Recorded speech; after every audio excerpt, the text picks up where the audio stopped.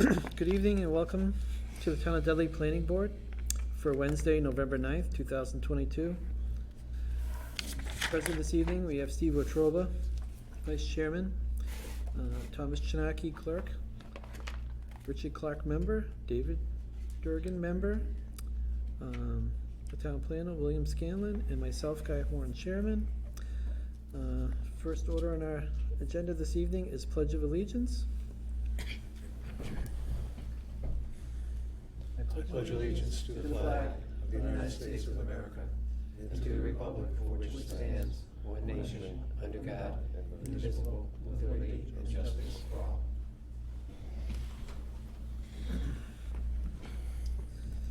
Next item on the agenda, approval of minutes from October 12th and October 26th.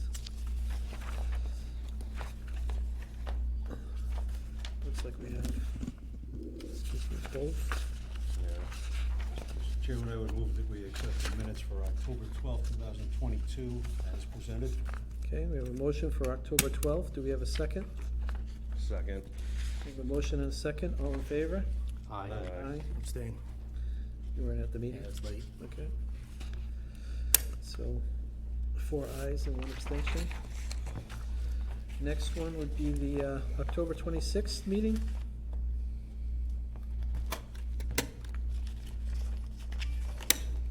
And Mr. Clark, I think you were absent on that. I was absent, I was not. Yeah.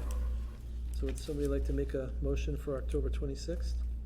Make a motion to accept the October 26th meeting minutes. We have a motion. Do we have a second? Second. We have a motion and a second. All in favor? Aye.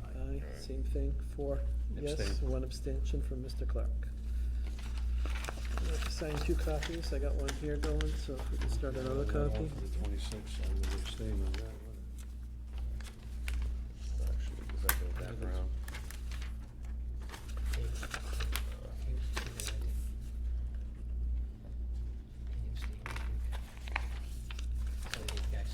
It's 2 copies, 1 copy of each I there. don't know which way it came from. I abstain, so that. Yep.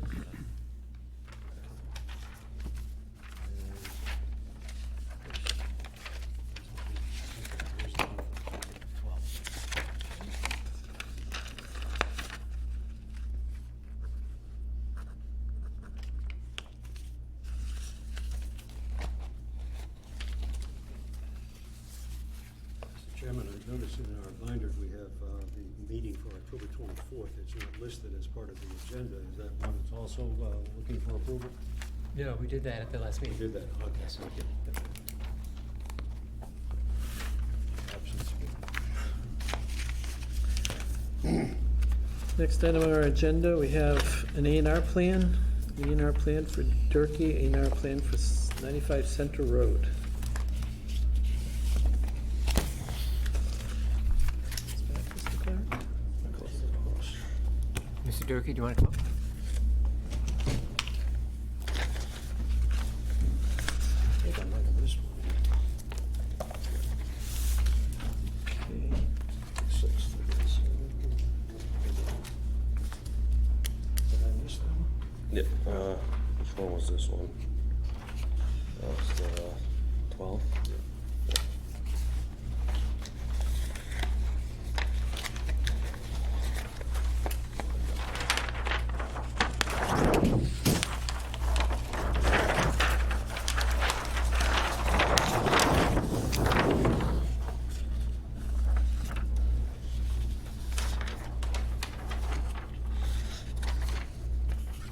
Okay, Mr. Durkee, can you give us a little explanation of what's happening here? Oh, yes, I can. So I'm looking to gain parcel A on that plan. I'm moving my property line along the north and west side. 99 Center Road is being sold to Nichols College. So I need to move my property line over to access my backyard, the back of the property. The lay of the land doesn't allow me currently, so I need that additional space to access the back property. Okay, so basically parcel A would be combined with your current lot at 95 Center Road. Correct, yes. No wetlands. Okay, and we're looking for two waivers. We're looking for waivers 6D, which is topography, and 6J, which is a profile of existing grades of the proposed access to the lot, but you're just adding to the existing lot, so you're not changing the access. Right.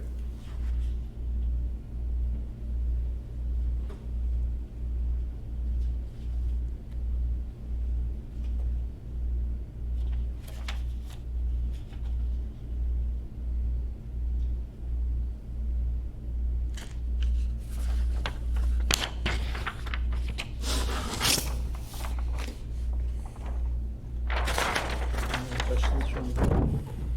No, No. pretty straightforward. Pretty straightforward. Okay, so would somebody like to make a motion to approve the A&R plan of land for James Durkee at 95 Center Road? So moved.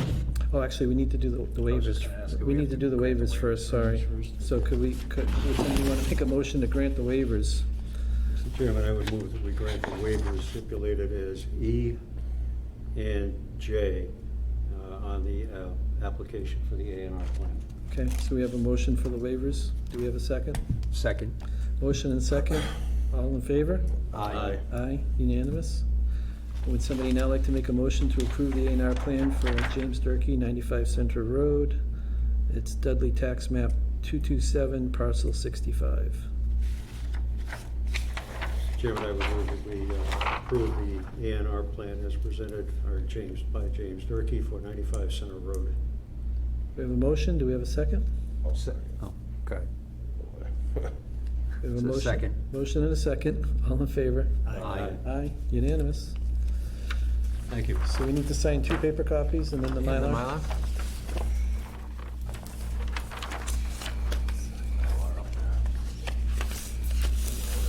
It is.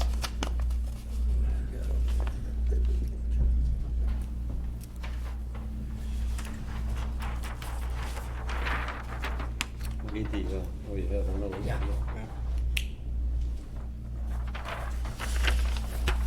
This line, it's a little shorter.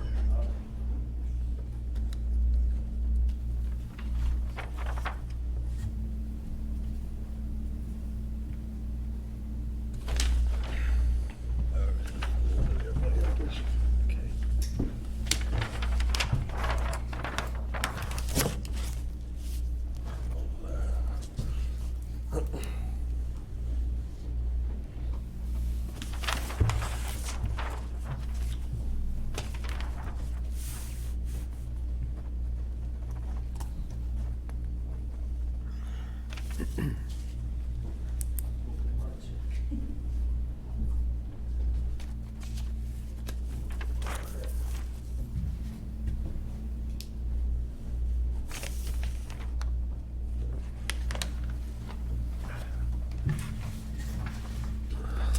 One copy on the Mylar, Bill? That's it. Just one Mylar.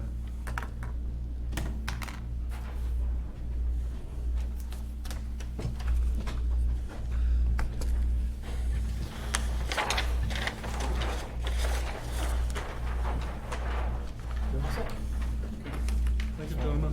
Hey. Okay.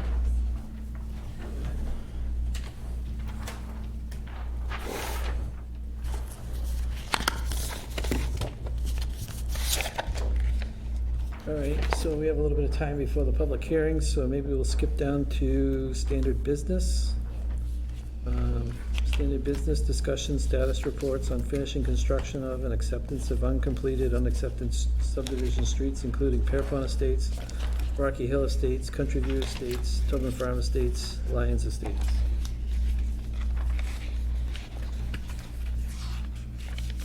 Any feedback on those?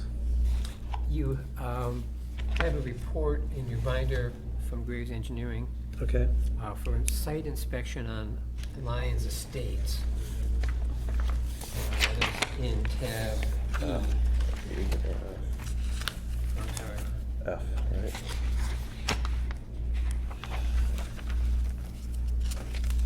Let's see which one. Do you know what that is? It's tab E right behind the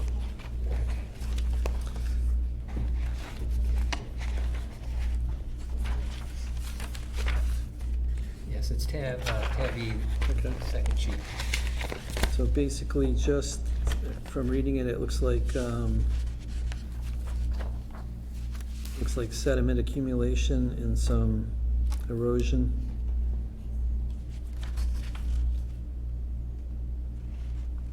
Yeah, there's quite a bit of it, actually. I think The street could have been better swept. we intend to talk to the developer about that to make sure that Okay. that site is left in a cleaner state every day, that the sediment is picked up, so there's not erosion and sedimentation. A copy of this letter went to the developer. Yes. Yeah. Sort of a common theme on all of these. Yeah, I was noticing it. Saw that, yeah. So I think we need to do a better job making sure the applicants are keeping on top of this problem. Mr. Chairman, if I may, reading through these and doing a little comparison, there's a line here, and unfortunately, Mr. Walsh is here, he might be able to comment on that. For example, for Pierpont Estates, the last sentence reads, "The work appeared to be consistent with the approved plans." That statement does not appear on any of the others that I inspected. I wondered if that was an omission or that the only gold star we've got for the evening.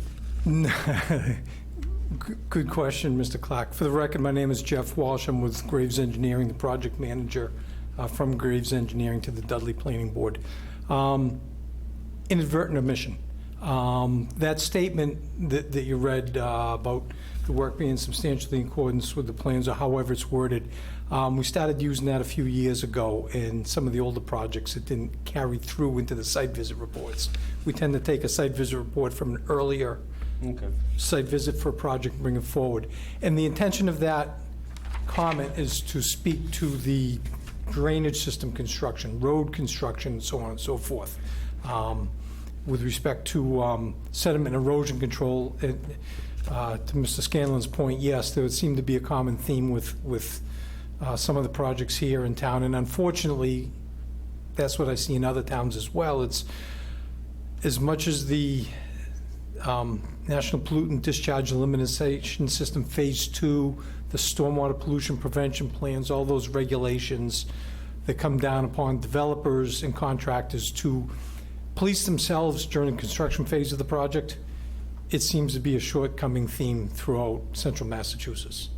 And as much as we try, and I know Dan Sheehan from our office, who's been visiting these sites, especially earlier on with the Lions Estates project, there were a number of issues that we tended to get good progress when we're there often. And now that they get to the lot development phase, a lot of these projects, road construction isn't going on, so we're not there as often to witness road construction, and left to their own means, developers tend to get wayward in the sediment and erosion control practices. Case in point, sweeping the streets. Yeah, we sweep them once a week. Well, that's great, but they probably need it once a day when there's a hauling operation going on. And a little bit of dust dries out, even in a dry fall day, and it gets kicked up very quickly when a loader or a dump truck goes by. Yep. So, sorry for the long answer for easy question. I'm sorry? Sorry for the long answer on an easy question. Well, just one gold star. Mr. Chairman, I've got to recuse myself. I have a question in regards to the Legacy Landing and as in a butter. Sure. I'll have to address the board as a disinterested party, I guess. And again, maybe for Mr. Walsh, some of the commentary in here is a little disturbing as in a butter. Overall, the site looks worse than it operates. The mention made here, where is the end of this thing here? I found it. Potential threat to the abutting property. As the abutting property, could you be more specific as to what the threat is that you see there? I cannot, because I am not familiar with which abutting property was referenced. Okay. It is not noted specifically here, but I think I am the major abutter, or at least one of them. Okay. I know there are a number of butters, some developed properties, some, undeveloped areas near the border of the Legacy Landing project. I believe the statement looks worse than what it is, paraphrasing it, is that the sediment, the policing of the site the managing of soils and so on and so forth could have been a lot better, but the problems were being contained on site as far as I understood. And hopefully they will stay on site. I'd like to see those, stockpiles moved around, disturbed soils stabilized, and so on and so forth. They did have perimeter controls in place when they broke ground, but that was a long time ago, and there's been a lot of earth disturbance, even in areas that I didn't think they'd be going back to since the time that they broke ground last year. I know some of those barriers have been pretty much abused over time. Yes. All right. So, Thank you, Mr. Chairman. Mr. Walsh, All I would ask is that maybe in future, if there is mention of abutting properties, if they could be more specific, that would be helpful. Mr. Walsh, just one other question on that. Certainly, point well taken. So, while this is going on, who's in the town of Dudley, or I should say, in the municipality of Dudley, is it the planning board's responsibility to be policing this, or is it conservation's responsibility? Who does it fall under? With respect to conservation, that would be if there's any work within their jurisdiction, if there was an order of conditions for either work in a resource area or work in a buffer zone, they would have the ability to look at only that work within the buffer zone or within the resource area. With respect to planning board, that's kind of a gray area. We've certainly, tried to make mention of these types of things when we're on site. There's erosion control and so forth put on plans that come before this board. But most importantly now is any site that has an acre or more disturbance, the applicant is supposed to file a NPDES, National Pollutant Discharge Elimination System, notice of intent. It's different from the State Wetlands Protection Act notice of intent. But nevertheless, that's like a self-police. They file with the EPA, and they're obligated to have their own on-site monitoring. Prepare reports, have reports on file, either in their office trailer or in their office or somewhere that can be accessed if someone from EPA or even I think the town asks for those. Customarily, unfortunately, I'm seeing that some sites, usually the bigger site developers, larger projects, are much more prudent following those requirements than the smaller developers. And, just my experience in the industry is left alone, again, some developers will do what they're supposed to do with respect to policing themselves and filing these reports, keep them on hand, others won't. In the town that I live in, I serve on the Conservation Commission, where we have a local stormwater bylaw that the Commission's required to monitor, administer, and we have local stormwater permits, and those permits are different than the Wetlands Protection Act. So in a case like that, many towns have these now, and these local regulations give whatever board is given the authority to administer these, the ability to police them and so on and so forth. Then it becomes the problem of the board, unfortunately. Do they have the means, whether it's the members or staff, to police the sites? So basically, it's, for like this project, it would be up to the state regulatory body that issued them the permit to be looking into it, or they're just self-policed and that's it? They're self-policing under the NPDES Phase 2. And I mean, if like these pictures that we're taking of this subdivision, I'm looking at them now, if those pictures were sent to this government body, would they be happy with the current situation that's shown in these pictures? I can't speak for them, but if I worked for them, my personal opinion would be no, I wouldn't be satisfied with them. Okay. Following up on Jeff's point, town meeting did approve an erosion and sedimentation control bylaw about a year ago, and we haven't really rolled it out and decided how we're going to address some of these kinds of issues. So I think town staff need to get together to talk about what's the best way to oversee these projects. I think the bylaw gives the town authority to take action, to require cleanup, to issue fines for violations, things of that sort. Okay. So it's more a matter of just sort of pulling it all It sounds together. like our consultant town engineer has some experience in Yes, this. it does. So, Uh-oh. So I think we'll be trying to do something about this in the near Okay. future. All right. And, If I and may, We gotta get to Oh, the I'm next sorry. one. We're running late, Come back sorry. to that. My bad, Yep. question two. So we gotta get to our public hearing. 'cause we're Certainly. 5 minutes Okay. late, but we'll come back to this topic, sorry. So it's just a continuation, I don't have to read this. Okay, so, sorry we're 5 minutes late.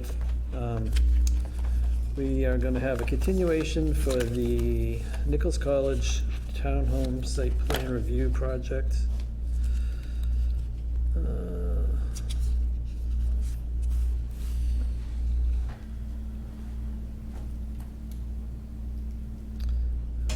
Three.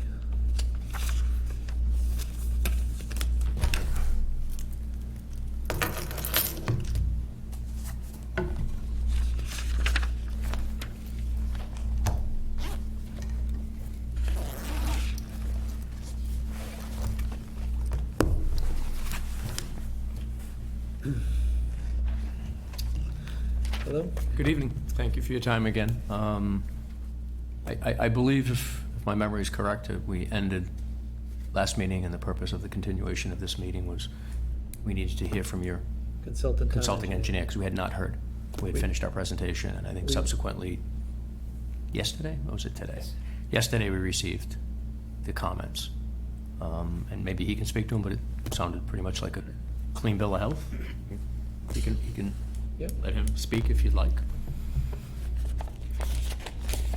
I'm assuming you guys have his comments? We do. Okay. Yes. Mr. Chairman, members of the board, good evening again. For the record, Jeff Walsh, Graves Engineering, peer reviewer for the Nichols College Townhouses project. Yes, I did issue a letter yesterday. Apologize for the delay between personal schedule and heavy workload before and after. I missed some time from work. I'm catching up. Nevertheless, I did review the plans in the supporting hydrology calculations and stormwater report with respect to the latest iteration of the plans in which the stormwater basin is now on number 99 Center Road. The calculations were in order. They've got a number of analysis points that they've carried through since the first submittal as far as runoff from the property going in different directions. Those were adequately addressed, back with the first and second reviews as far as identification of the analysis points. Nevertheless, the hydrology calculations were brought forward to represent the plans in the latest stormwater scenario with the basin on that number 99 Center Road. Again, the letter issued yesterday, I had no issues either with site plan content, site plan type issues, nor with the hydrology or the stormwater management aspects of the project. Your number 7 on the list, there was something talking about peak storm flow data in table 1.1 or 1-1 of the drainage report contains data other than that derived in the latest hydrology computations. For the record, table 1-1 should be revised to reflect the data in the latest hydrology. Okay. So is that something? I'll explain, Mr. Chairman. Table 1-1 is a table that's in the front of the stormwater report. Engineers will normally do that, and that what it is it takes the data, the output data from certain analysis nodes, we call them, in the fixed hydrology calculations, and summarizes the important data in a table. It's basically a comparison of pre-development peak rates of runoff and post-development peak rates of runoff at each of the analysis points. And the data in that table, we compare back to what's in the thicker report, in addition to reviewing all the input data and so forth. But nevertheless, it looks like the table might have been an earlier iteration of the data that was in the thick hydrology calculations. And having gone through the calculations themselves, they were in order. The table just needed to be updated to reflect the latest iteration. You're shaking your head, yes. So it's going to get updated. Okay. Yeah, and for the record, I would ask them to submit just a table and insert it in your thick document versus a whole new thick document for that one page. Okay. If the board has any questions of our review, I'd be glad to answer any questions. So the one question that I had was, in their current stormwater design, they were talking about tying portions of it into the municipal stormwater in Center Road. And I thought all along, I've been on the planning board, that when you do a new project such as this or a subdivision, that you need to mediate your water and your runoff on your own property, not tie it into a public drainage system. I see. Well, first of all, with respect to this project, that has been contemplated all along, that the outlet of the stormwater basin, under whichever design you look at, was tied to the drainage system in the driveway that does in fact tie into the municipal, or the drainage in Center Road. So that's been proposed all along. That wasn't new to the third iteration of these plans. Right. Now, more generally, with respect to stormwater mitigation on site,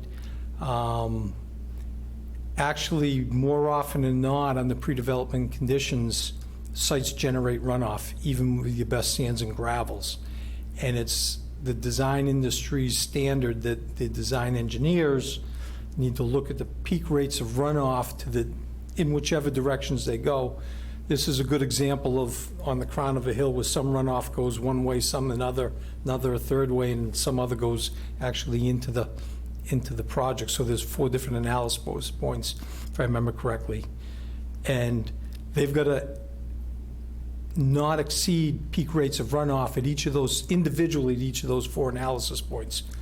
So it's not the industry practice that if runoff is generated at the site, that it has to be fully kept on site. In other words, the best sand and gravel sites, sometimes you can do that if you've got a large enough area and not a lot of slope where you can have large infiltration basins. In a case like this, tight till, high groundwater, those conditions just don't allow for complete loss, infiltration, if you will, of the runoff on the site.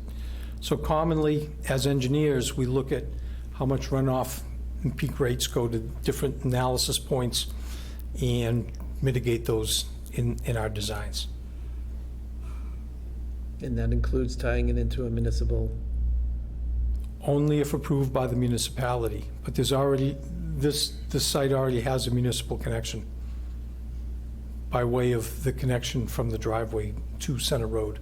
And I can't speak for the highway department, but when site plans are put forward, if there is a connection such as this, that gives whatever pertinent board, in the case of the highway department, the ability to speak to it. But again, my point on this one, Mr. Horn, is that they're not proposing a new connection. The connection exists. And I looked at runoff coming to Center Road pre-development and runoff coming to Center Road post-development when I reviewed their hydrology. And is there going to be an additional amount of runoff going into the municipality's drainage system, or is it going to be the same?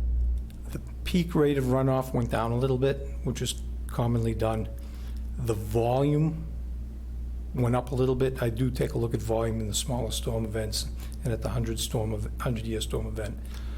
But it's the peak rate of runoff that, under the Mass DEP stormwater standards, a design engineer has to address for the 2-year and 10-year storm. Then in the 100-year storm, they have to address potential flooding. And in the case here, there are no low-lying water bodies, if you will, where raising of the water surface, flooding would be problematic in and around the perimeter of the site.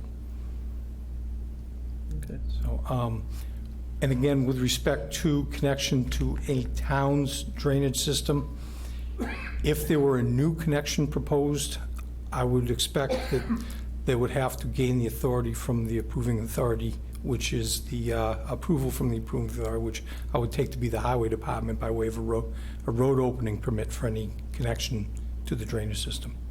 And that would probably be dictated under the highway commissioners? I believe so. Yeah. Yeah, and again, that connection already exists in this particular case. Okay. I was just wondering, so you said the peak rate of runoff has actually gone down.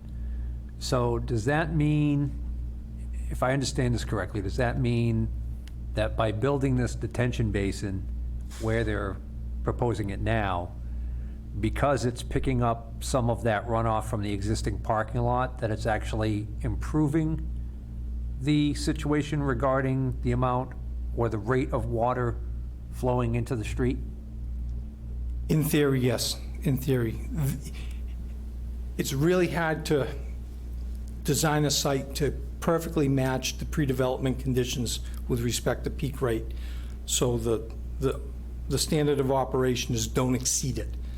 Inherently, it comes down a little bit, is what happens. So in theory, if you can picture this, during the most intense part of the storm event, when the peak rates are the highest, they freed up a little capacity, if you will. And when I talk to volume, I talk about how much runoff came off the site during the entire storm event. So when the rates of runoff were low earlier, and the rates of runoff were low later than when the peak occurred, it flowed, I wouldn't say a little bit longer, but in essence, just more water went through it. It just didn't go at such a high rate as what pre-development was now. And that's because the detention basin can hold some of that water and let it out That's right. more slowly. That's right. It's like a big bathtub, and it's all a matter of how big does the bathtub need to be and how big does the drain need to be in order to, as engineers, they try to release as much water as we can, but not go over. Gotcha. Yep. Okay, thank you. Questions, Chairman? Mentioning the bathtub, how big is this bathtub? It's been referred to as in excess of 300,000 gallons. Is that still the number that we're looking at? I don't remember the number, but it's in tens of thousands of cubic feet, if I remember right, at least thousands of cubic feet, if not A lot of water. a lot of water, Layman's terms. 7.48 gallons per cubic foot. It seems to me, Mr. Chairman, over the time, we've discussed 100-year storms, 500-year storms, and one of the things we've maybe left out of the equation, I look at the U.S. Geological Survey, and apparently New England is very prone to earthquakes. I mean, where do we get a crack in this bathtub? Where's the water go then? Right in my backyard. Oh, thank you. I mean, is this factored in? I mean, from what I read from U.S. Geological Survey, there is some frequency, and apparently there was one off of Nantucket back on the 5th of the month. Some frequency, I mean, not the St. Andreas Fault by any means, but there are some occurrences over time. And if we're looking at 500-year storms, 500-year earthquake probably fits into that category as well. So, two things. Yes, there is some protection against failure in that you're required to have a top of berm width that's 8 feet. So that peak berm has to be at least 8 feet wide. Okay. So even if the ground shook a little bit, this is earth. It's not concrete. It's not wood. It's not going to crack. It has some ability to self-heal. Okay, some elasticity. And then to your point about 500-year storms, we're only required to design to 100-year storms. Well, maybe earthquakes aren't that frequent then. So, if I may, another thought. I understand Nicholas has acquired the property at 99 Center Road, We have a purchase and sales. We're in the process of acquiring it. so that's coming off the tax rolls. I'm not the attorney for the college, but I guess I would assume so. I don't Taxes, think yeah. you're being taxed for any other properties that you own, so I assume that's going to come off. There's a house on that property, dates back to the 19th century. I'm curious as to whether this is where the basin is going to reside and the house is gone, or is anyone considering any historical aspect with regards to that property? the house is staying. The house is staying. Correct. Thank you. Is that one haunted? Sorry? Did you? I asked if that one was haunted. Oh. Just so you understand, the house is planning on staying. So, When do you see the purchase and sale to be complete and the ownership to transfer? could be before the holiday. That's what my attorneys are telling me. Thanks, Kevin. I mean, so this is all based on it closing and the deal going through. No, we have the purchase and sale. The attorneys have been, the seller's attorney, our attorney. It's just a matter of selecting a closing date. Okay.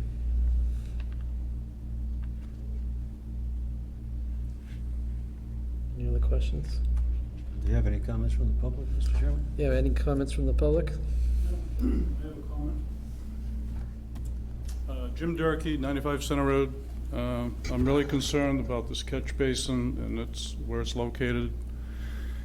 It's about, I'd say about 100 feet from my house, probably 20 or 30 feet above my yard. I think it's a dangerous spot for it. I think it's really, maybe you can speak to it, you're the engineer. I think it's a really unsafe situation. Mr. Chairman, if I may, taking that thought just a bit further, and maybe the engineer would be able to respond to this thought, would that be reflected in the premium he pays in terms of his homeowner insurance? The proximity of this particular basin to his property?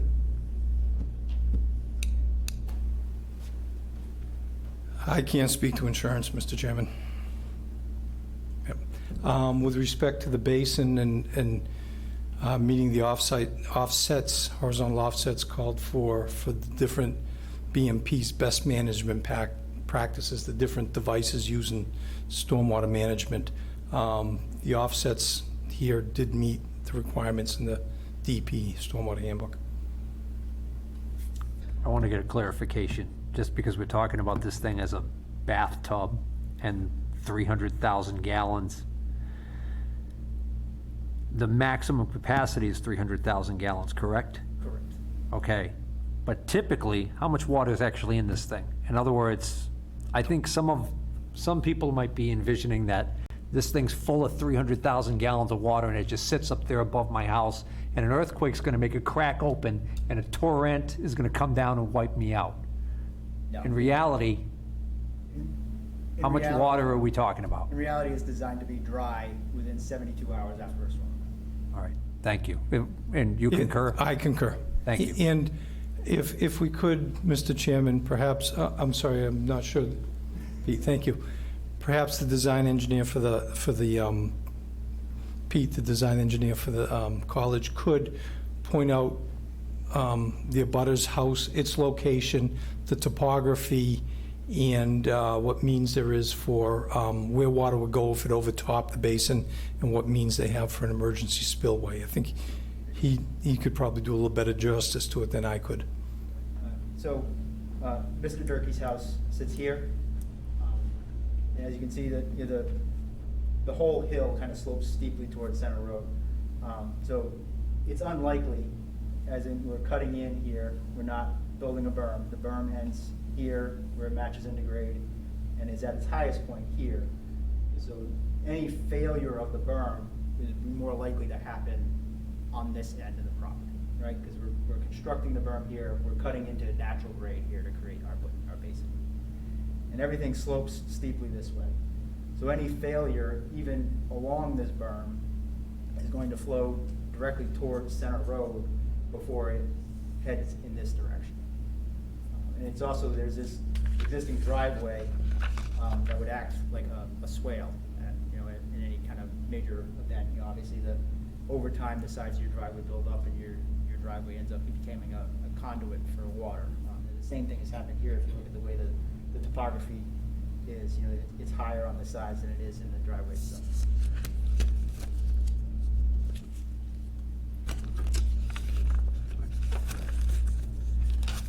And your park tests look good? Your park tests look good? So we did, No clay or nothing? yeah, there's no clay in the area. We did find some reasonably high groundwater. It's traditional glacial till soils. So we're not anticipating a lot of infiltration through the basin, but we're not anticipating any kind of swelling or anything like that. Mr. Chairman, as I recall, one of the topics for consideration at a previous meeting was the light issue in terms of potential for light pollution. Has that been resolved, or is that still a concern, or still an issue that's on the table? So we provided the lighting analysis. There was discussion of it at the last meeting. But, you know, we're at zero well before the property lines with the lighting plan that we currently have. There was some discussion about whether or not screening would be in order. I don't know Yeah, it just doesn't help the height of them. if, right. Do you have any room along your along your parking lot on that side? Do you have enough room, do you have 4 feet there or something like that, that you could plant a row of arborvitaes? Along the driveway, along the, Along the parking lot? Parking lot. Yeah, because I think that's where most of the light's gonna come from. what's the height of the poles? Again, we had this. 20 Yeah, feet. 20, yeah, so. We can, I just don't see what value the arborvitae is gonna provide at that point. Well, when you plant them, they're probably gonna be 6 feet high, but in 10 years, they might be 14 feet high and above the poles. The poles are 20 some odd feet, and you'd be looking up at them. More than willing to do it. The value it may add is vehicles may be pulling in.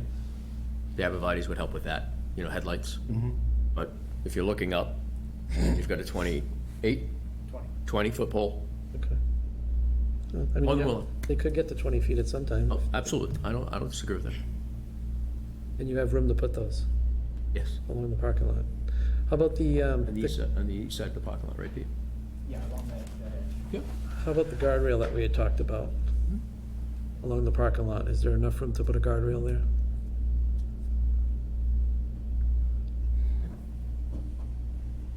Yes. You have, what do you have, do you have stops in place in the parking lot now? It's a curved parking lot. So it's a curb parking lot, so you could put the guardrail above the curb. Behind it, yeah. Behind it, yep. Curb, yeah. Okay.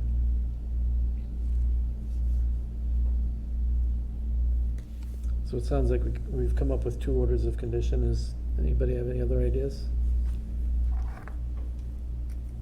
Anybody else from the public like to speak?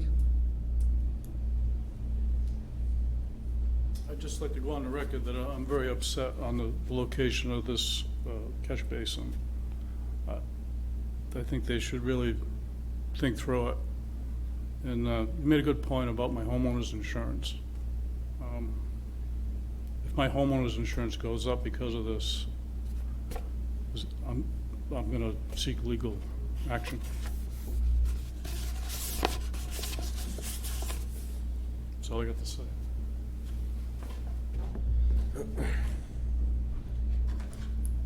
All right, seeing nobody else wants to speak? Okay, so we'll close the public hearing at, what is it, 7:42, 7:43. Close the public hearing.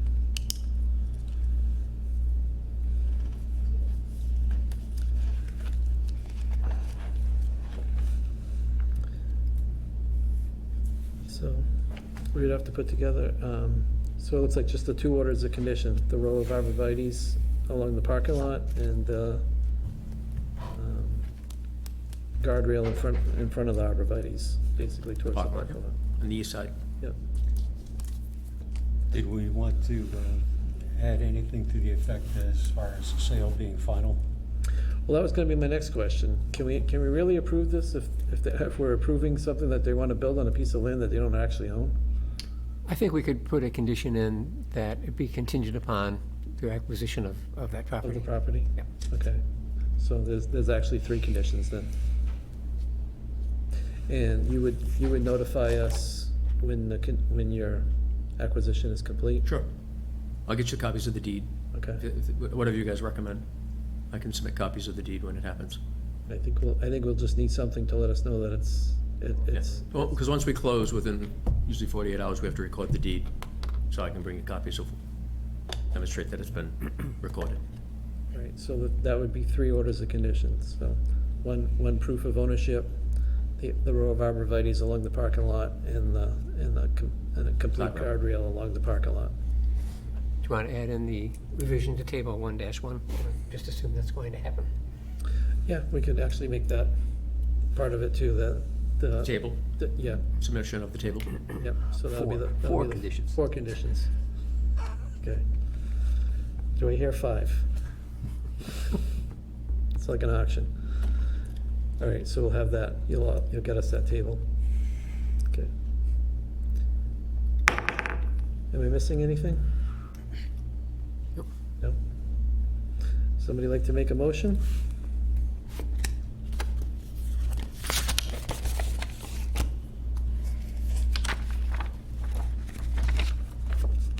Oh, Richard, I was waiting for you to do it. Oh, been on a roll this evening. I honestly, just a point of information, Mr. Chairman, given my understanding of Chapter 40B, Section 3, I don't know that we have any alternative. I think we should be thankful that they're not doing strip mining or fracking.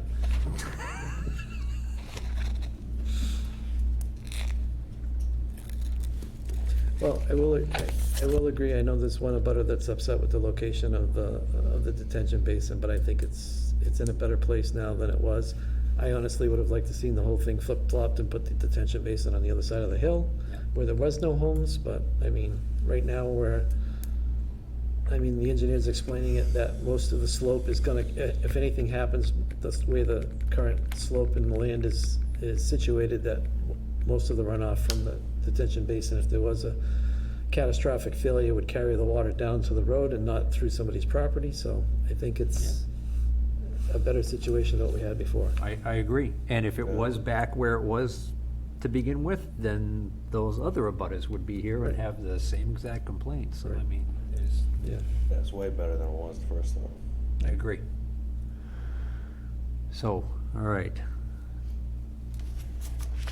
How do I want to word this, Bill? It's a simple motion, I think, to approve the site plan for the Nichols College townhomes is Okay. shown on the revised plans With the stipulations as noted. with the conditions. 4 conditions. Okay. I'd like to make a motion that we approve the site plan for the Nichols College townhouses as presented with the current revisions and subject to the 4 orders of conditions already discussed. So we have a motion, do we have a second? I'll make a motion and second it. We have a motion and a second, all in favor? Aye. Aye, unanimous? Thank you for your time. Let us know when you have your purchase and sale agreements. Yep, done. absolutely. Yep. We'll be in touch. Thank you.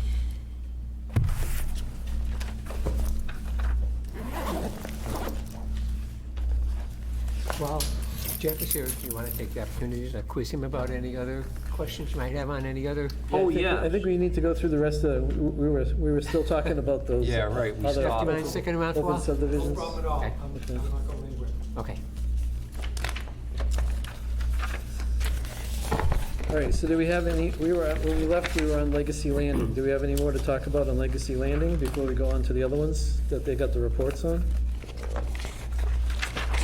I was just gonna make a comment, Mr. Chairman, that on one of those photos there for Legacy Landing where the, there's that little, runoff there, photo, glasses on here, photo 4, diversion trench installed, diverting runoff towards the infiltration basin on the southeastern side of the site. Looking at that photograph and I'm thinking, isn't that where the walkway is supposed to go? Yeah, So, Turn it into a moat. What, the photo number 4? yeah, Well, my question was like Guy Horn, if this starts going on to other people's property, how do we stop it? Do we give them a cease and desist from the planning board, or who would do that, Bill? Building inspector? I don't know, but that's probably the property that was being referenced in the report as far as being threatened, because that's, I'm looking at the amount of water that's in that. trench. Excuse myself Yeah. again, Mr. Chairman. To Tom's question, the stormwater bylaw gives enforcement authority to conservation agents and to the highway superintendent. So either of those individuals can take action to enforce the cleanup of the site. With our current bylaw. that- The one that has been passed, yes. And you said that was past that last year's Like a town year meeting? or two, I forget exactly, but Okay, I think it was the previous annual, so it's in play. yes. It's just not, we're not enforcing it as of yet. Yes. Even though these aren't going to be accepted public ways? We have to do- I think the stormwater doesn't specify whether it be public ways or not. Okay. Mr. Clark? Mr. Chairman, a conversation I had with a gentleman who was working on the project a while back, what I understood him to say is the basin that we apparently see pictured here is an expansion of what was originally there. So apparently they've been growing the basin as water is accumulated, trying to keep up with it, I assume. I don't know whether this is the final iteration in terms of what you're going to see. Would that be, is that typical, Mr. Walsh? I have no knowledge of the developer's intention to expand the basin. If they're considering it, I haven't been made aware of it yet. Right, and they would need to give us new drainage calculations, correct? I would think so. They've got to support, they've got to give you enough evidence to support what they're proposing for modification. Enlargement, common sense tells me enlargement's probably a good thing, but nevertheless, I'd prefer to see supporting information so I understand how discharges would work and so on and so forth. Okay. And a copy of this letter that you took with the photographs went to this developer also, Yes. That's correct. so. Bill, maybe we should, do you think it would be pertinent to send the developer a copy of our new bylaw? Just to let him know that he could be in violation of it, or? I think that's not a bad idea. I think we need to sort of figure out how we're going to handle it Yeah, before we, start. but at least, I think if we gave him the copy of that, it's kind of like a warning, just to let him know, and if he Okay. goes and cleans everything up and makes it the way it should be, we don't have a problem, but Okay. if he continues down this road, it looks like it's kind of a mess. And Mr. Chairman, if I may, I can't speak to the law side of things, council could, town council could, but nevertheless, depending on the wording of these regulations, what I've experienced in other communities, sometimes there are new regulations that come in for any development that comes forward, applications that come forward after the bylaw is in place versus anything is in play when the bylaw goes into place. So I'm not sure how this one's written, but I have been in a few situations where, unfortunately, projects that the town was hoping to see fall under a local permit, the local permit didn't come into effect before the applications were filed, so, Yeah, again, I see what you're getting at. So I would Yep. say that we would just have to hope that based on the fact that you were there, or your company was there, and the photographs were taken, and they're given, the photographs are given to the developer also, right? yeah, they get the entire site visit report. Okay, And my experience is that communication is important, and even if the project doesn't fall under new regulations, but nevertheless, any decent developer would take to heart the fact that there's more stormwater to be dealt with in local regulations, hopefully step up his protocol accordingly in how he manages the site. Mr. Chairman, if I may, a question to the planner. So it's my understanding then from what you said, Bill, that there's discussion internally within town government with regards to this regulation. Do we have any date in terms of when that discussion will be finalized and we'll have something? No, not yet. We're going to, I would just maybe on record urge that Sure. that happen sooner as opposed to later, and I don't know what that looks like on the calendar, but we're running short in terms of days this year. yeah.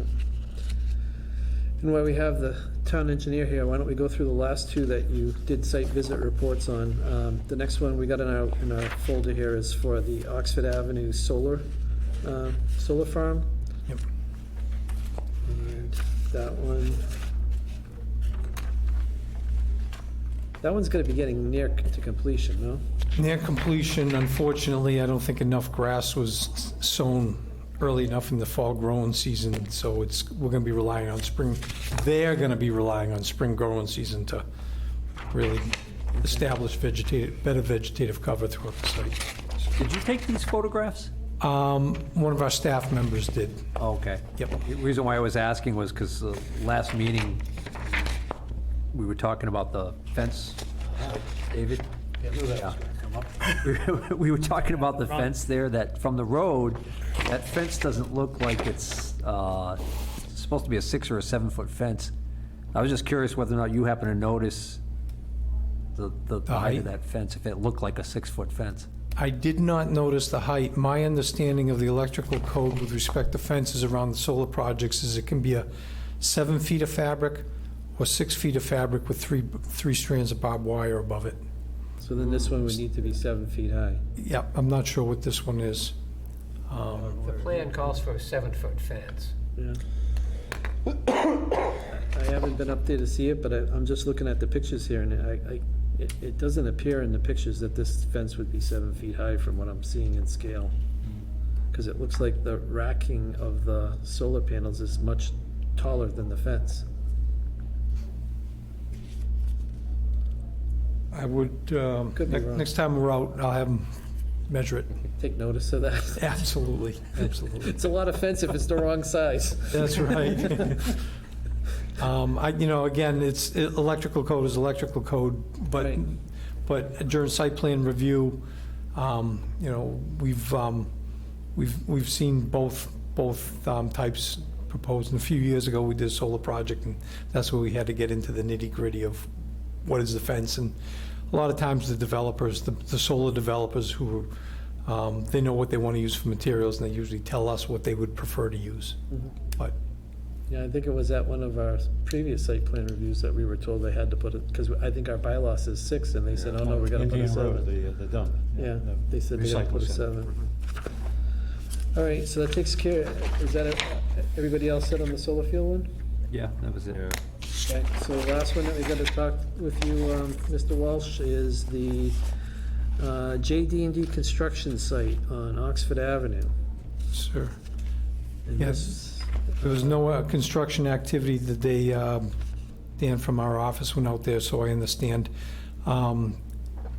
Jack from JD&D has been in contact with me since about a day after our site visit, and he's going to start the drainage system.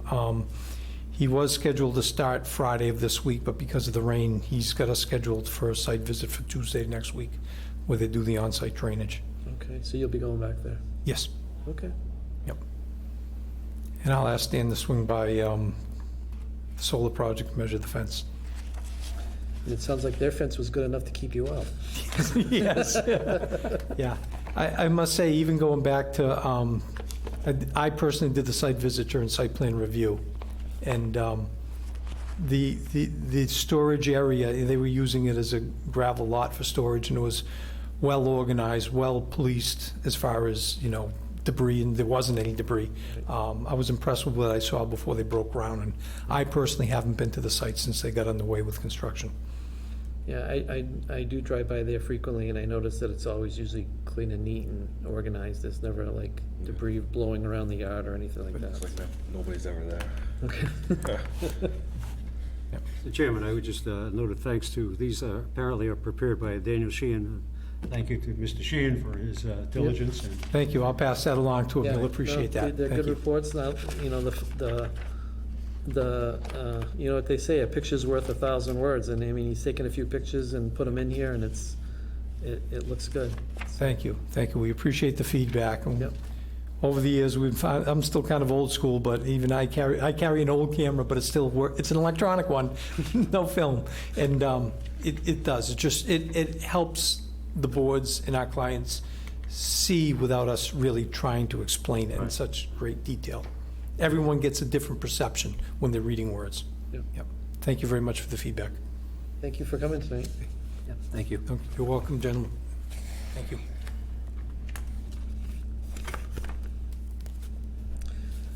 Okay, so back to our agenda. I think that gets us down to number 3 on planner's plate. Did you have anything to discuss, Bill? Yes, I heard from the owner of the Dudley Plaza about our letter Okay. concerning the parking area. He said he did not add any new spaces. So he felt that his project did not fall under that provision to go for a site plan review. Excuse me, could you repeat what you started with? Is the comment he did not do what? The site plan review threshold says that if you add 10 new parking spaces, Okay. you are subject to a site plan review. He said he did not add No. any new spaces. But there, I mean, it was stripped to the ground and resurfaced, so I understand. I mean, one would have to, Yeah, there were no additional spaces there. right, how many were there originally and did it change, which would be hard to do that kind of calculation because they weren't striped before. So we netted nothing out of that. We raised awareness. All right, I'll go to the bank with that one. He is now aware that I like it. All if he right, does raised anything awareness. else That's- Yeah, if you run for anything politically, I mean, I know the campaigns are just concluded, but not too late to get your hat in the ring. So, Yeah, you know. Raised awareness, good, good. Okay. So I would like to bring that up, that I think for the next town meeting, we need to put that in as a, how can we do this, as a rewording of that bylaw? Because it shouldn't say additional, it should say any reconstruction of more than 10 spots. Because that was definitely reconstruction of more than 10 spots, because they took out 3 large sections of asphalt and repaved it down to gravel.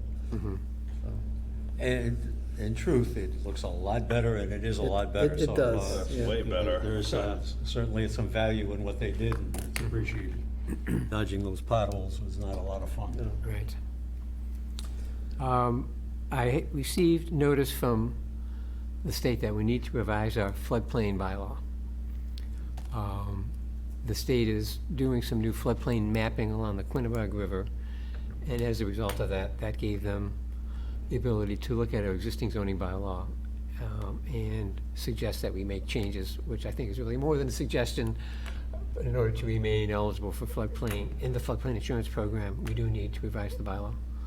And they have taken a look at it and have suggested changes to come into compliance with the current model floodplain bylaw.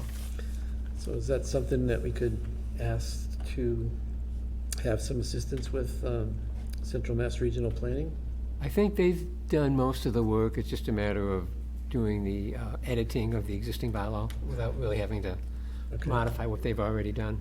So- So I think we can just go ahead and accept their changes, Okay. which would then satisfy them, of course, rather than arguing with them about it. It's, In this bylaw, do we have to bring it to town meeting, or is it just? yes, it does. It's a zoning bylaw, All right. so I have to go to town meeting in spring.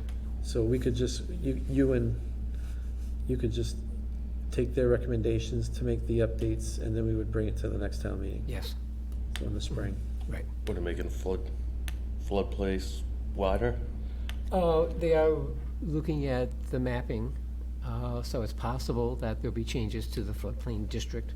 So we will need to adapt the new mapping as well as the bylaw changes. So there could be people, right, so Yeah, what you're this saying could be- right now is there could be residents who are currently not in the floodplain, but they could It's be in the entirely floodplain after possible. this And then change. their won't know until insurance we- is gonna yeah. go up. Yeah, okay. So we'll need to look at the mapping when it comes in. Everybody wants to sell insurance. Yeah. Be a lot of pissed off people. Maybe, we don't, Well, the devil's in the details, we'll get into those, I'm sure. Okay. Was that it for you, That's it. Bill? Next, we have comments from the planning board. CMRPC meeting tomorrow evening, starting at 7 o'clock, and it's their Vision 2050. I won't be around for that, but that's the vision anyway.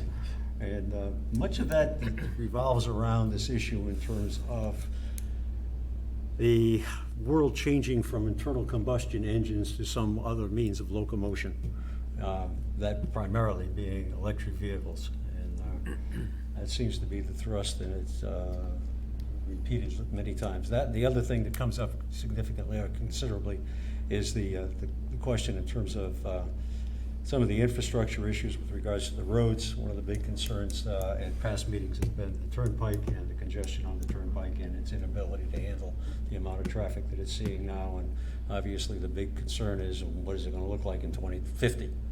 Where it certainly won't be any less. So we talk a lot about these things, but I don't think we've had any real definite solutions or any particular proposals that are gonna do much about it. But there is discussion. So Richard, when are you gonna buy an electric car? I'm $1,000. thinking of getting some Duracells at this point, that's about as far as I'm willing to go along with it. I, honestly, from what I understand, the average price on these things is like $65,000. Yeah. They're. But you can be eligible for up to, I believe, a $10,000 Some of them. discount. Yeah. Some of them. It has to be some North American component, I think, in terms of whatever the construction of them is. It's gonna be interesting. And if we all plugged in, from what I understand of it, if we all plugged in this evening, we'd be dealing with the blackout that would rival anything we've ever seen before, and then some. Very much. Okay. Speaking of CMRPC, we still have to decide how to use our LPA hours for this year. Richard, you've been attending meetings. So we start out with a base of 12 hours per year, and then for every meeting that somebody attends, we get 1 additional hour. So last year, Richard was going to a lot of meetings, and we got the maximum of 24. Okay. So if anybody has any thoughts about how to use the hours. Didn't we have something in one of our previous packages that we agreed to? You and I spoke about using 1 hour for the revision of the zoning map. It was just 1 hour for that? Yes. Okay, Right. okay. So we have at least 11, but certainly more than that. Well, Mr. Clark's gonna get us that back tomorrow night. So we're good. Well, one of the things, Bill and I are part of this Open Space and Recreation Committee, and one of the things we've been looking to do is try to identify things in town that are, let's say, unique to the town. And we've got a couple of things going that are in kind of conjunction with this thought in terms of cleaning up the river and doing something with developing the river.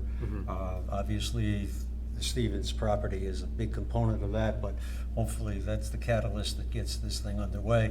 And maybe the folks down there at the Chase Mill, will have a discussion with them at some point in terms of them doing something so Mr. Wetruba could get his kayak in the water down there. That is one heck of a resource, if you will. I almost used another word. But it's a great resource in town. It's the thing that brought a lot of people to the town and basically was the development aspect of developing the town. As much as we could do to try and focus on that, I think would be time well spent. Speaking, yeah, I agree. Speaking of the mill, we approved that. Do you remember what month we approved that in? The Stevens mill? Yeah. Or the Chase mill? With Stevens. It was like March or April, I think. So we're gonna be coming up on a year pretty quick here. I think the special permit was good for 2 years, It was good for 2 years. 2 years. or maybe 3. I think it was 2. Okay. Mr. Chairman, the Jesse Road was 1-year extension, and that would be coming up pretty quickly too. That should be, right? All right. So, yeah, I mean, I'm really surprised that they were in such a rush to get it approved. We approved it and nothing's started. So, They have a lot of work to do in terms of their architectural plans and submissions to the building department for review and they have an entire water and sewer metal package connections. building to take off the front of that. That could be done at any time. Right. So last we heard was that they were intending to do some of the demolition work over the winter Okay, and expect to do construction in the spring. okay, It still seems optimistic to me, but hopefully they can do it. all right. All right, that leads us to comments from the audience, and we have an audience tonight. And I A believe, distinguished gentleman in our right, audience. and I was this just gonna evening. say, I believe this audience member has written us a letter asking if we could appoint him to the planning board alternate. And we have done so. We have, We have. okay. So what's your preference? Would you like the associate to sit at the table with you or at the desk there, or what would be your preference? I mean, we have plenty of seats here. I don't think there's a problem if you'd like to sit at the table. comfortable back here. You're comfortable? Okay, Mr. Chairman. okay, well, Although, the associate is able to participate in the board discussions, and it's difficult if he's sitting in the audience to yeah, do that. well, I mean, so- if he wants to ask a question, he can go to the podium, Okay. It's up to him, it's his preference, we're not gonna force him. Because I think he brings a lot of knowledge He to what does. the board Yeah. finds useful, so. And thank you for the offer, Mr. Edmiston, we appreciate it. Pleasure. Thank you. Look forward to your input. All right, so other business we have, next meeting is set for December 14th, so we're gonna get a little bit of a vacation over Thanksgiving. Everybody have a nice holiday. After that, we have approval of vouchers and payments of bills. Do we have any? No. We have none, okay. Other, Mr. Chairman, if I may, going back to that meeting date on the 14th, Would our next scheduled meeting then fall on the 28th, just after the holiday and just before the new year? Or did we have any thoughts in terms of maybe the 14th being the last of the year? We have done things such as that in the past. If that would be what the board would like to do, we could take a vote on it. Do we anticipate anything reducing coming before us? I know it's the end of December, it's a long way off, but. Right. You wanna just wait till the next meeting and see Wait where till we the are? next meeting and see what we got. Because we voted the last meeting, we voted the second meeting in November off Yeah. at the last meeting, so we get a little bit closer, we still have time. Oh, If there's yeah. if there's nothing on the agenda after the next meeting, I think we could easily cancel that meeting. It's just after Christmas and just before New Year's, it's kind Yeah. of still in the holiday spirit. And people could be traveling, so. Yes, that's another thought too. I don't think you're gonna get much action. All right, so we'll bring Holiday. that up, we'll table it to the next meeting, and then we'll bring it up on December 14th if we want to Very cancel the good. 28th. That brings, any other town notices or correspondence? No. No? Okay, Mr. Chairman, I would make a motion that we adjourn. that would be in order. Do we have a second? I'll second. We have a motion and a second. All in favor? Aye. Aye. Aye, unanimous. Thank you. Have a.